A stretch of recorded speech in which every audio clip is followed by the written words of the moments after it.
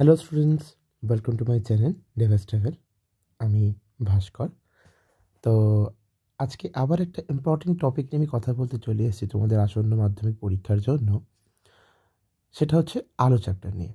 দেখো, আলো চ্যাপ্টারে একটা ছোট্ট ইজি মিথ আমাদের মধ্যে হয়তো থাকে, অনেকের, সবার থাকবে সেটা আমি বলছি না, বাট কারোর কারোর থাকে।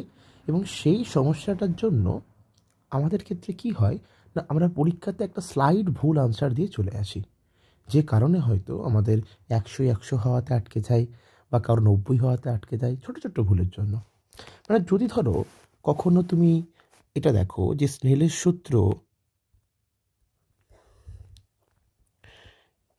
সূত্র তোমরা সবাই জানো। স্নেলের সূত্র কি শেখাচ্ছে না, sine I by sine R is equals to mu. এই জিনিসটা তোমরা শিখেছো, তাই না? এবং এই সূত্রটার অ্যাকর্ডিংয়ে তোমরা এইটা is equals to lambda by lambda one বের করো, ইকুয়ালস টু তোমরা সি বাই ভি বের করো। বিভিন্ন প্রমাণ, বিভিন্ন অঙ্ক তোমরা এখান থেকে আসলে করতে পারো। কিন্তু একটা কথা আমাদেরকে সব সময় মনে রাখতে হবে যে এই ইকুয়েশানটা দিয়ে, মানে স্পেসিক্যালি এই ইকুয়েশানটা দিয়ে যদি তুমি তোমার ফর্মুলাটাকে সাজিয়ে রাখো তোমার মাথার মধ্যে, হলেও ভুল হতে পারে। কেন? ভালো করে বুঝবে, দেখো মন দিয়ে কথাটা।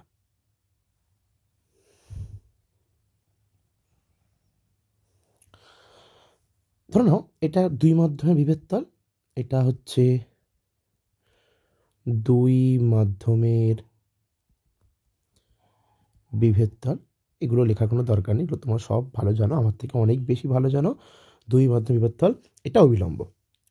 এবারে দেখো, আমি এটাকে বলছি লঘু মাধ্যম, আমি এটাকে বলছি ঘন মাধ্যম।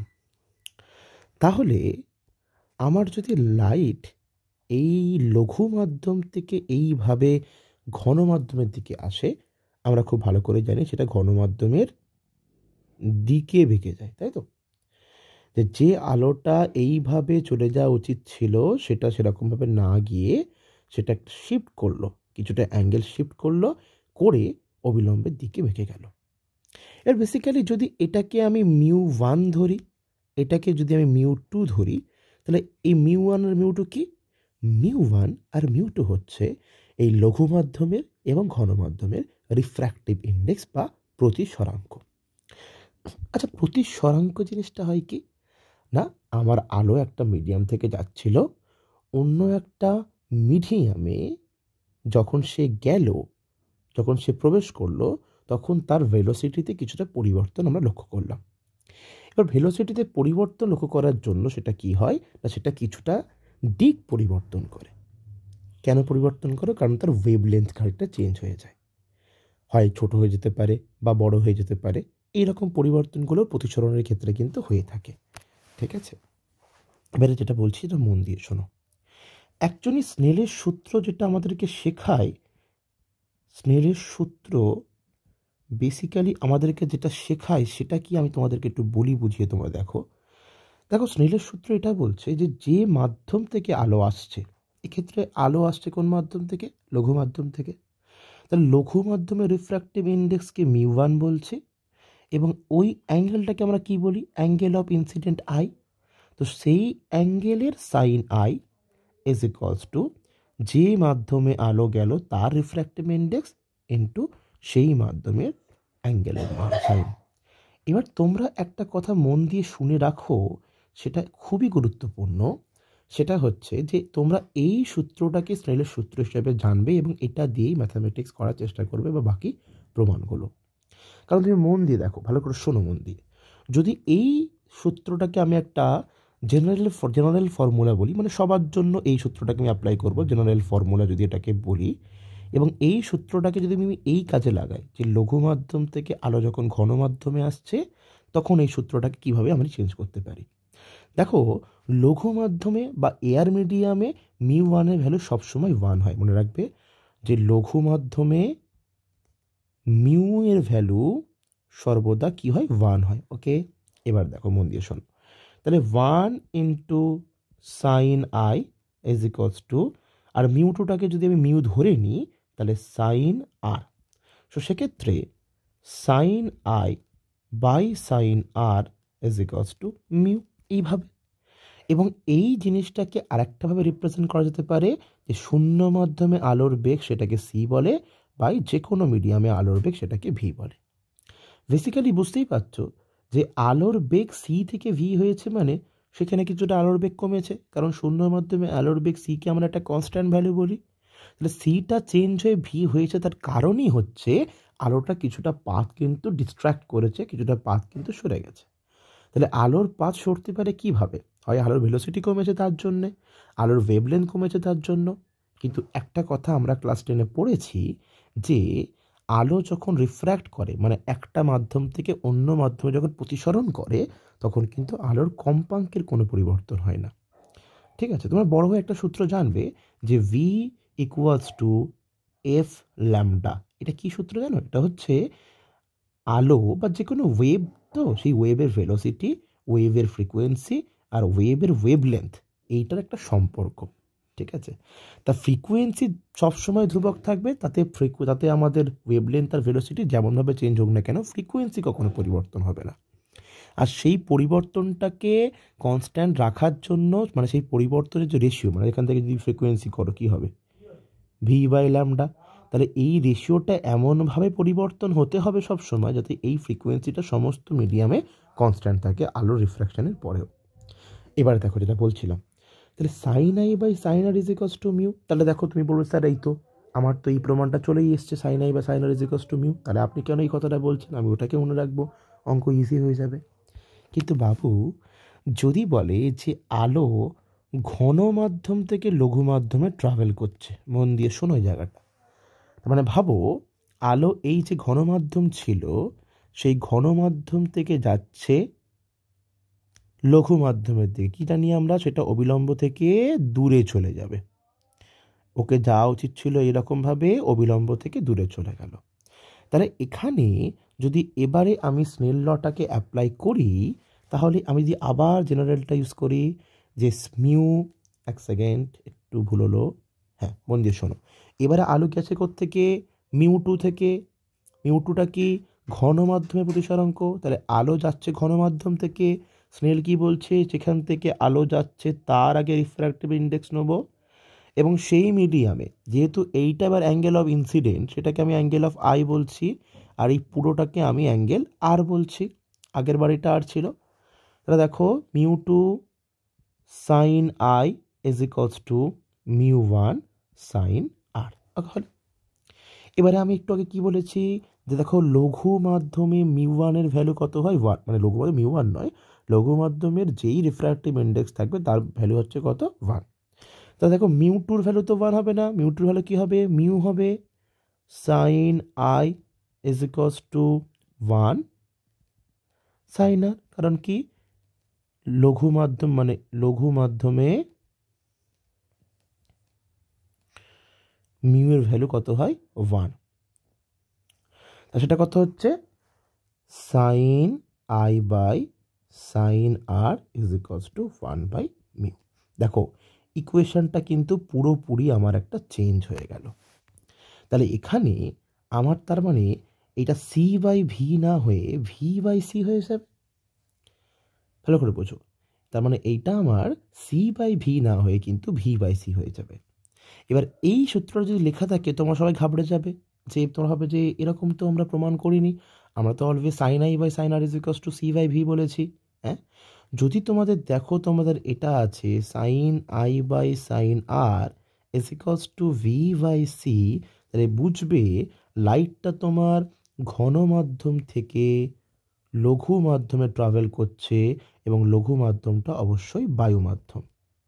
ভালো করে শুনুন, আরেকটা কথা বললাম, ইম্পর্টেন্ট কথা, খুবই ইম্পর্টেন্ট কথা, যে লাইটটা নিশ্চয়ই ঘন মাধ্যম থেকে লঘু মাধ্যমে ট্রাভেল করছে, এবং লঘুটা অবশ্যই একটা বায়ু মাধ্যম। মানে মানে যদি ধরো, যদি বায়ু মাধ্যম না দিয়ে, বায়ু মাধ্যম না দিয়ে যদি যে কোনো দুটো মাধ্যম দেয়, যে কোনো দুটি মাধ্যম দেয়, যে কোনো দুটি মাধ্যম হয়, তখন কি হয় বাবু? তখন দেখো যদি আমি এটা টানি, ধরে নাও এটা হচ্ছে 1 মিডিয়াম, এটা নাম্বার 2 মিডিয়াম, এখানে হচ্ছে μ1, এখানে হচ্ছে μ2। এবারে 1 মিডিয়াম আর 2 মিডিয়ামের মধ্যে তো একটা তো রিফ্র্যাক্টিভ ইন্ডেক্সে তো ডিফারেন্স আছে, মানে এটা একটু বেশি ঘন হতে পারে বা এটা একটু বেশি ঘন হতে পারে। আমি যদি এটাকে ঘন বলি আর যদি আমি এটাকে লঘু বলি, তাহলে লাইট যদি আমার এখান থেকে পাস করে এইভাবে, তাহলে অবশ্যই লাইটটা এখানে গিয়ে ব্যান্ড করবে, কারণ আমাকে প্রতিসরণের সূত্রই বলছে যে লঘু মাধ্যম থেকে যদি আমি ঘন মাধ্যমে যাই তাহলে আলো অবিলম্বের দিকে বেঁকে আসবে। তাহলে আমার আলো যাওয়া উচিত ছিল এইরকমভাবে, কিন্তু আলো দেখো কি হচ্ছে, বেঁকে যাচ্ছে। তাহলে আলো যেহেতু বেঁকে যাচ্ছে, তাহলে এখানে আমরা স্নেলের ল অ্যাপ্লাই করব। যদি অ্যাপ্লাই করি, আমি কি শিখিয়েছি যে যে মাধ্যম থেকে আলো আসছে সেই মাধ্যমের রিফ্র্যাক্টিভ ইন্ডেক্স ইন্টু তার সাইনের মান is equals to μ2 sine r. তাহলে এখান থেকে sine I by sine R is equals to μ2 by μ1 হলো। আবার এই জিনিসটাকে যদি আমি ঘুরিয়ে দিই, মানে যদি আমি বলি আলোটাকে এখান থেকে আসছে এবং আলো তার মানে কি আরও দূরে সরে যাবে, এইভাবে সরে গেল, তাহলে এক্ষেত্রে যখন এটা আই হয়ে যাবে, তাহলে সেক্ষেত্রে কি হবে, এটা ধরো ফার্স্ট কেস, ঠিক আছে। সেকেন্ড কেস আমি দেখাচ্ছি কি হচ্ছে, যে μ2 sine i is equals to μ1 sine r. তো যেখান থেকে sine I by sine R is equals to μ1 by μ2। তার মানে ভালো করে বোঝো, এই জিনিসটা আমাকে বোঝাচ্ছে যে লাইট লঘু থেকে ঘন দিকে যাচ্ছে, এই জিনিসটা বোঝাচ্ছে যে লাইট ঘন থেকে লঘুতে আসছে। তাহলে এখানে সূত্রটার মধ্যে কোনো ভুল নেই, ব্যাপারটা কিন্তু আমাদের স্নেল বলে গেছে যে যে মাধ্যম থেকে আলো যাচ্ছে সেই মাধ্যমে আলোর বেগটাকে আমি আগে নেব। ধরুন এখানে আমি এটাকে v1 বললাম, এখানে এটাকে আমি v2 বলছি, এখানে এটাকে আমি v2 বললাম, এখানে এটাকে v1 বলছি। তার মানে ভালো করে বোঝো, একদম ক্লিয়ারলি বোঝো। দেখো যদি বলা থাকে sine I by sine R is equals to μ2 by μ1, তাহলে যে তোমাদের এই সিলেবাসে তোমাদের এটা দিয়ে হয়তো দেবে না, কিন্তু তবু যদি কোয়েশ্চেন কোনো কারণে টাফ হয় তাহলে মন দিয়ে শোনো। তাহলে μ2টা যদি পাশে ধরো লিখে দিল, μ2 হচ্ছে ঘন এবং μ1 হচ্ছে আমার লঘু, যদি ধরো এটা পাশে লিখে দিয়েছে, তার মানে তুমি এখানে কি বুঝবে, যে এখানে μ2 বাই μ1 হয়ে আছে, মানে যে লাইট এখানে লঘু থেকে যাচ্ছে, কোথায় যাচ্ছে, ঘনতে যাচ্ছে। লঘু থেকে যাচ্ছে সে কোথায় আছে, ওপরে, আর ঘন যে কোথায় আছে, তলায়। একইভাবে এখানে দেখো μ1টা ওপরে চলে গেছে, μ1টা কোথায়, লঘু, তার মানে দেখো লঘু থেকে আসছে, কোথায় আসছে, ঘনতে। ভালো করে বোঝো, μ1 দেখো এখানে লঘু, μ2 দেখো ঘন, তার মানে μ1 উপরে যে আছে সে কোথা থেকে আসছে, সেখান থেকে আসছে, আর নিচে যে আছে সেইখানে যাচ্ছে। তার মানে ন্যাচারালি এখানে যে v1 আছে, এখানে যে v2 আছে, তাহলে এদের দুজনের মধ্যে কার ভেলোসিটি বেশি হবে, এখানে যে v2 আছে, এখানে যে v1 আছে, এদের দুজনের মধ্যে কার ভেলোসিটি বেশি হবে। তুমি বুঝতেই পারছো যে লাইট সবসময় লঘু মিডিয়াম এই ঘনর থেকে বেশি ছুটে যাবে। তাহলে এখানে লাইটটা কি লঘু থেকে ঘনতে যাচ্ছে, ভালো করে শোনো, এখানে লাইটটা কি লঘু থেকে ঘনতে, তাহলে মানে v2টা এখানে v1-এর থেকে কিন্তু বড় হবে, আর এখানেও দেখো v1টা কিন্তু v2-র থেকে বড় হবে না। দেখবি তারা এটা সরি, এটা ঘন থেকে লঘুতে আসছে, তার মানে অবশ্যই এখানেও v2টা v1-এর থেকে বড় হবে। তাহলে এইভাবে সবসময় কিন্তু মাথায় রাখবে যে লাইট কোথা থেকে আসছে এবং কোথায় যাচ্ছে। লাইট যদি ঘন থেকে আসে লঘুতে যায়, আমি এখানে জিস্ট করে দিচ্ছি, লাইট যদি লঘু থেকে ঘনতে যায় তাহলে কি হবে, ওপরে হচ্ছে লঘু তার মিউ, নিচে হচ্ছে ঘন তার মিউ, ঠিক আছে। তাহলে অবশ্যই যদি ভেলোসিটি আমার সি বাই ভি হয়, সি গ্রেটার দেন ভি অবশ্যই হবে। আর যদি উল্টে যায়, যে যদি ওপরে ঘন হয়ে যায়, নিচে যদি লঘু হয়ে যায় এবং যদি আমার আসে, তার মানে কী আসবে, ভি বাই সি, তার মানে এখানে সির থেকে ভিটা বড়। তার মানে দেখো সূত্রটা কিন্তু আমার একই আছে, ভালো করে বোঝার চেষ্টা করো। দেখো ফর্মুলা কিন্তু আমার একই আছে, শুধু আমি লাইট কোথা থেকে আসছে কোথায় যাচ্ছে তার উপরে কিন্তু ডিপেন্ড করছে সমস্ত বিষয়টা। তার মানে sine I by sine R is equals to C by V তখনই আমি লিখব যখন লাইট লঘু থেকে ঘনতে আসছে এবং লঘুটা অবশ্যই হচ্ছে বায়ু মাধ্যম। হলো, তাহলে এবার এই ফর্মুলাতে যদি আমি বসাই সি আর ভি মানে কি ফর্মুলা ছিল কোনি, v is equals to f lambda. আমি কি বললাম, এখানে আমার ভিটা ভি1 হতে পারে, ল্যামডাটা ল্যামডা1 হতে পারে, ভিটা ভি2 হতে পারে, ল্যামডাটা ল্যামডা2 হতে পারে। তাহলে ভিটা যদি সি হয়, এফটাকে আমি এফ রাখছি, ল্যামডা বলছি, এটা ভি হলে এফ একই থাকবে, এটাকে ল্যামডা1 বলছি। তাহলে c is equals to f lambda, v is equals to f lambda one, f f কেটে গেল, যেহেতু এফ পরিবর্তন হয় না কম্পাঙ্ক, তাহলে এফ ল্যামডা বাই ল্যামডা1। তাহলে এখানে দেখো বুঝতে পারছো এই যে ল্যামডা আর এখানে এই যে ল্যামডা1, তাহলে ভালো করবার চেষ্টা করো। দেখো ভেলোসিটির সঙ্গে ল্যামডার কী সম্পর্ক বাবু, সরল সম্পর্ক। যদি ফ্রিকোয়েন্সিকে আমি কনস্ট্যান্ট বলি তাহলে ভেলোসিটি প্রপোর্শনাল টু ল্যামডা, যে ল্যামডা বাড়লে ভেলোসিটি বাড়বে, ল্যামডা কমলে ভেলোসিটি কমবে। দেখো নিচের ভেলোসিটি আমরা কি জানি এই ফর্মুলাতে, যে সি গ্রেটার দ্যান ভি, মানে অবশ্যই ল্যামডা গ্রেটার দ্যান ল্যামডা1। বোঝা গেছে? দেখো এই আলোচনা থেকে অনেক রকমের শর্ট কোয়েশ্চেন কিন্তু আসতে পারে। তোমরা দেখো ভালো করে মন দিয়ে বোঝো, যদি কোথাও কোনো ডাউট হয় তুমি কমেন্টে জিজ্ঞাসা করো, আমি তৎক্ষণাৎ সেটাকে ক্লিয়ার করে দেবো নেক্সট ভিডিওতে, যদি তোমাদের কোনো প্রবলেম থাকে।